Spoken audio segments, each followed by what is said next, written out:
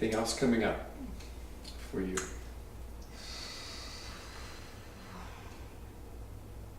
The test, I'm gonna have the test in about a week.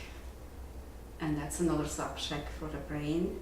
Well, you're gonna not pass that test, it just has this really great story. It says about itself, Yeah. because it thinks that it's taking the test.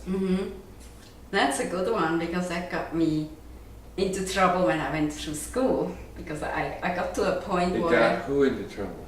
Okay, Steve. It's so easy just to talk that way, Yes. Yes.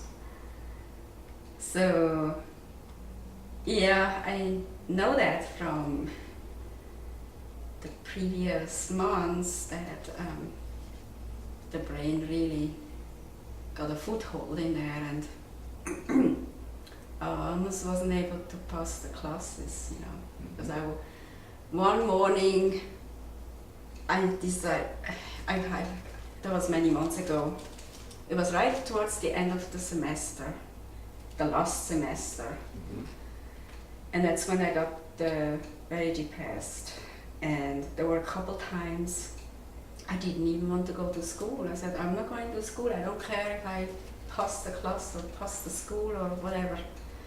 My husband had to get up. He fixed breakfast and he said, are you going to school? I said, okay, I go to school. There was a couple times they had finals, and the brain said, you're never able to do that final, because I didn't even study for that damn final, really. But I did the final. It was the weirdest thing. Interesting. Yeah. So Very now interesting. the brain has these memories. And says, well, I can get you into trouble again. It says. It says, yes. So just leave it at home. When you go to take the test, you just say, brain, this test is none of your business. Your name is not going to be on the exam paper. My name, Helen, is going to be on the exam paper, not the brain. So why don't you just make yourself comfortable, stay in bed, take the day off, and I'm going to take the exam. And just leave it at home. And you do the exam. You've been doing the studying. Yeah.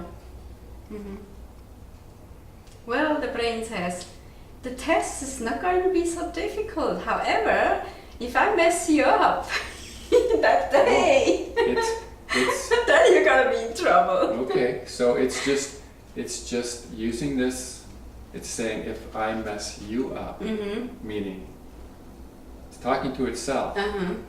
Okay, it thinks it's you. So if I mess you, it says up, it means if it messes itself up. So you can just remind it, it's not you, that it's the one who's going to mess itself up for it. Boy, that brain didn't like to hear that. No. I got figured out. Oh, didn't like didn't like it. it. I didn't like it. Oh, good. That's good. When it doesn't like something, or when you can embarrass it. I know brains don't like to be embarrassed at all. So What do you mean with that exactly? if you can embarrass the brain, well, when it has some pattern that it doesn't want someone to know, or that it feels like it really doesn't want somebody to know about it, like it picks its nose or whatever. Okay, the brain likes picking its nose, so you just say, well, this brain really likes to pick its nose, and you can tell it will get embarrassed. It won't like to say that. Yeah. It can be anything that is a secret. Anything that it's trying to keep hidden or it doesn't want other people to know. If you expose it, it's good. It's good because then the brain goes, oh, guess I won't be able to do that anymore. Oh yeah, when I used to go to school and we had the practice sessions, you know, we would learn a new recipe. Yeah. The brain hated to do that because he would say, I'm gonna get embarrassed because I cannot remember all those, you know, the parts of the recipe. It's gonna be so embarrassing. And quite honestly, it was never embarrassing. But he believed it was so embarrassing not to know that recipe. Mm-hmm.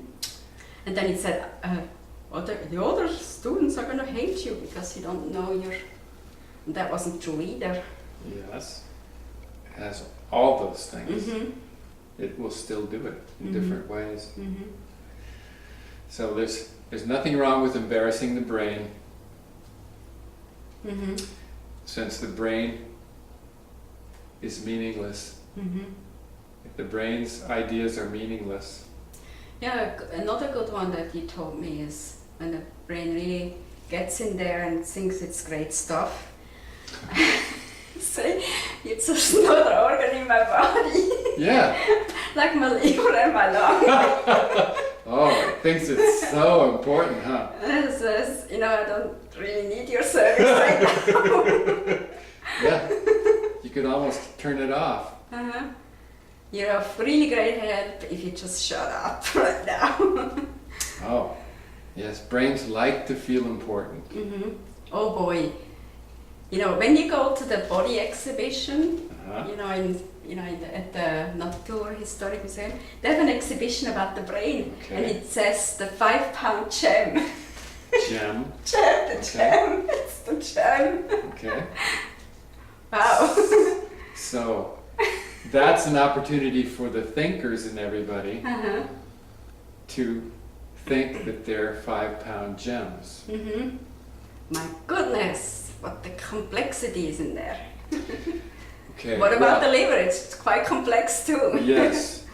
The brain as an organ is a 5-pound gem. Mm-hmm. In reality, it's a wonderful organ. When it's 5 pounds of nervous tissue thinking that it's Helen, then it's not a jewel. Mm-hmm.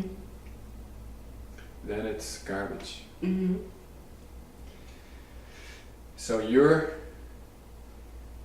turning your 5 pounds of garbage into 5 pounds of jewels Mm-hmm. by doing what you're doing. Mm-hmm. Interesting. Mm-hmm. Mm-hmm. And you're doing it. Mm-hmm.